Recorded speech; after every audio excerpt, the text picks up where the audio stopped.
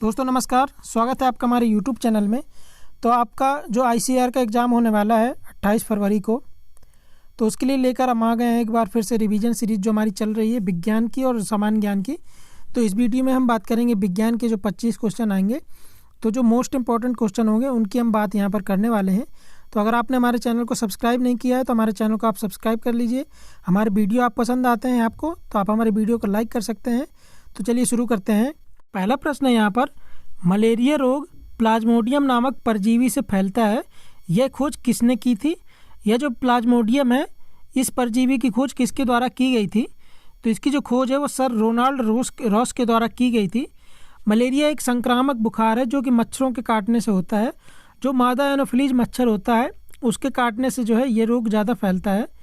तो मादा एनोफिलीज जो मच्छर है उस पर एक खास तरह का जीवाणु पाया जाता है, या जिसको परजीवी कहते हैं, उसका नाम प्लाज्मोडियम है और इसी की खोज सर रोनाल्ड रॉस के द्वारा की गई थी। तो इसका जो सही उत्तर होगा, सर रोनाल्ड रॉस के द्वारा प्लाज्मोडियम नामक परजीवी की खोज की गई थी। अगला प्रश्न है हमारा, भूपर्पटी में यानी क्रस्ट में सबसे अधिक पाया जाने वाला तत्व कौन सा है? तो क्रस्ट में सबसे ज़्यादा अधिक मात्रा में ऑक्सीजन पाया जाता है। ऑक्सीजन का जो प्रतिशत है वो 46.6% है, क्रस्ट में ऑक्सीजन पाया जाता है। और इसके बाद सिलिकॉन पाया जाता है जिसका प्रतिशत है 27.7%। और इसके बाद एल्युमिनियम पाया जाता है, एल्युमिनियम का जो प्रतिशत है वो 8.1% है। और जो इसके बाद आयरन पाया जाता है, आयरन 5% जो है क्रस्ट में पाया जाता है या भूपर्पटी में पाया जाता है। तो इसका राइट आंसर होगा ऑक्सीजन, सबसे ज़्यादा ऑक्सीजन पाया जाता है। उस उपकरण का क्या नाम है जिसके द्वारा हृदय की गति की जांच की जाती है, या जिससे हृदय की गति की जांच की जाती है? तो कार्डियोग्राम एक ऐसा उपकरण है जिससे हार्ट बीट या हृदय की गति की जांच की जाती है। अगला प्रश्न है हमारा, ट्यूबलाइट का क्या कार्य होता है? तो ट्यूबलाइट जो है, ट्यूबलाइट में जब करंट आता है, जो विद्युत ऊर्जा होती है, तो ट्यूबलाइट उस विद्युत ऊर्जा को प्रकाश ऊर्जा में, जब उसमें करंट आएगा तो करंट के बाद वो जल जाएगी, तो जो विद्युत ऊर्जा है उसको प्रकाश ऊर्जा में बदल देती है। तो ट्यूबलाइट का कार्य है विद्युत ऊर्जा को प्रकाश ऊर्जा में बदलना। अगला प्रश्न देखते हैं, बिटुमिनस कोयले के बारे में है। बिटुमिनस कोयले में कार्बन का कितना प्रतिशत होता है? तो जो बिटुमिनस कोयला होता है वो लिग्नाइट कोयले से एक अच्छा कोयला होता है। वो जो एंथ्रासाइट कोयला होता है उससे थोड़ा कम क्वालिटी का होता है। ये इसमें कार्बन का जो प्रतिशत है 70 से 85% पाया जाता है। और जो एंथ्रासाइट में जो कोयला होता है उसमें सबसे ज़्यादा कार्बन का प्रतिशत पाया जाता है, लगभग 90% से अधिक जो है कार्बन का प्रतिशत एंथ्रासाइट कोयले में पाया जाता है। तो यहाँ पर बिटुमिनस कोयले की बात हो रही है, तो इसमें 70 से 85% तक जो है कार्बन पाया जाता है। अगला प्रश्न हमारा, लाइटर में कौन सी गैस भरी जाती है?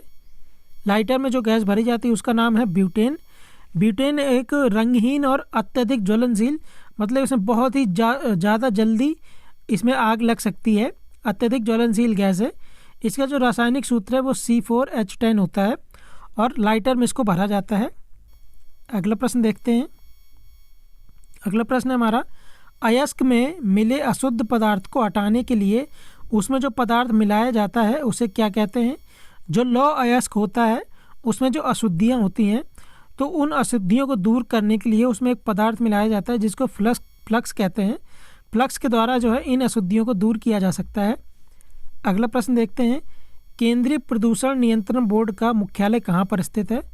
तो जो केंद्रीय प्रदूषण नियंत्रण बोर्ड है, जो सेंट्रल पोल्यूशन कंट्रोल बोर्ड, इसका जो मुख्यालय है वो नई दिल्ली में स्थित है। और इसकी जो स्थापना है वो 1974 में हुई थी। और वर्तमान में जो CPCB यानी सेंट्रल पोल्यूशन कंट्रोल बोर्ड के जो चेयरमैन हैं उनका नाम श्री तन्मय कुमार है।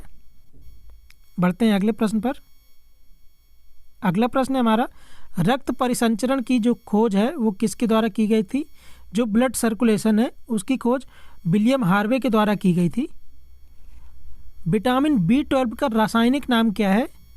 तो जो विटामिन B12 होता है उसको साइनोकोबाल्मिन के नाम से जाना जाता है, ये इसका रासायनिक नाम है। बढ़ते हैं आगे। अगला प्रश्न है हमारा, भारत का जो प्रथम परमाणु रिएक्टर था उसका क्या नाम था? तो जो भारत का प्रथम परमाणु रिएक्टर था उसका नाम अप्सरा है। और इससे जो है विद्युत ऊर्जा पैदा करने में इसका उपयोग किया जाता है। कठिन परिश्रम करने वाले एक पुरुष को एक दिन में कितनी कैलोरी की आवश्यकता होती है?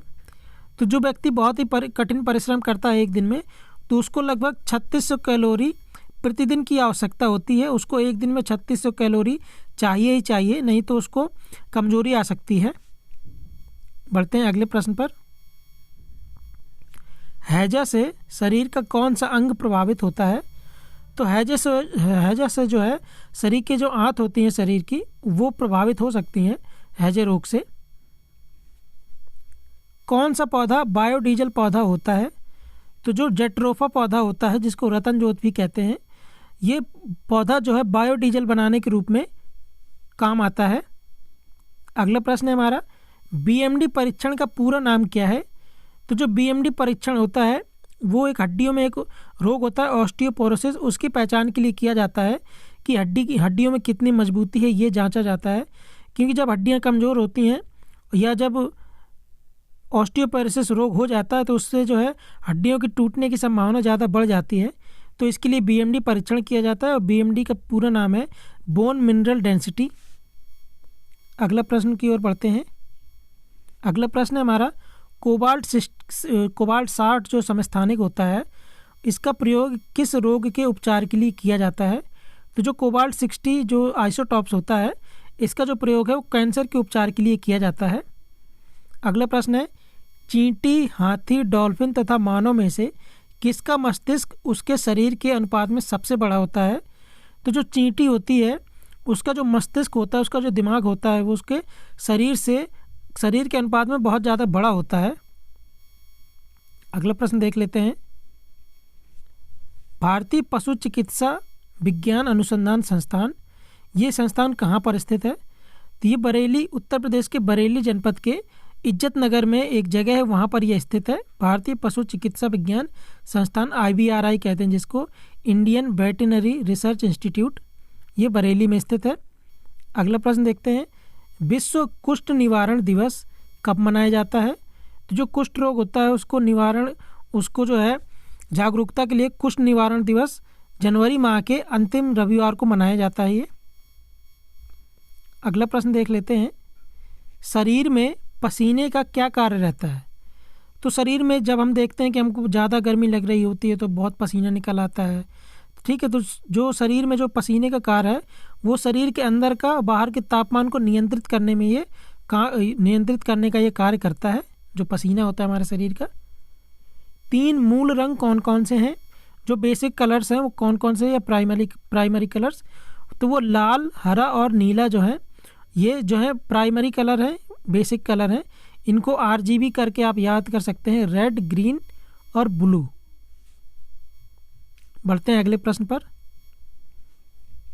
कांच को गहरा नीला रंग कौन सा पदार्थ प्रदान करता है? आपने देखा होगा कि जो कांच होते हैं, जैसे आप पहनने का जो चश्मा होता है, उसको जो गहरा नीला रंग जो है, कोई नीला होता है, कोई काला होता है, तो उसको गहरा नीला रंग प्रदान करने के लिए उसको कोबाल्ट ऑक्साइड उसमें मिलाया जाता है, जिससे उस कांच का रंग जो है गहरा नीला हो जाता है। अगला प्रश्न है हमारा, 1 किलोवाट घंटा का क्या मान होता है? तो 1 किलोवाट घंटा इसका मान होता है 3.6 इंटू 10 की पावर 6 जूल, या 1 किलोवाट घंटा बराबर 3.6 गुणित 10 की घात 6 जूल होता है। IC चिप जो है ये किस पदार्थ की बनी हुई होती हैं? तो जो कंप्यूटर में लगने वाली जो IC चिप होती हैं ये सिलिकॉन की बनी होती हैं। ये सेमीकंडक्टर अर्धचालक पदार्थ के होते हैं। ये जो सिलिकॉन होता है ये अर्धचालक होता है। अगला प्रश्न है हमारा, विश्व की पहली महिला अंतरिक्ष यात्री कौन थी? तो जो वेलेंटीना तेरेस्कोवा थी, ये विश्व की पहली महिला अंतरिक्ष यात्री थी। ये रूस की रहने वाली थी और ये 6 जून सन 1963 को ये अंतरिक्ष में पहली बार इन्होंने कदम रखा था। तो जो है विश्व की पहली महिला अंतरिक्ष यात्री ये वेलेंटीना तेरेस्कोवा थी।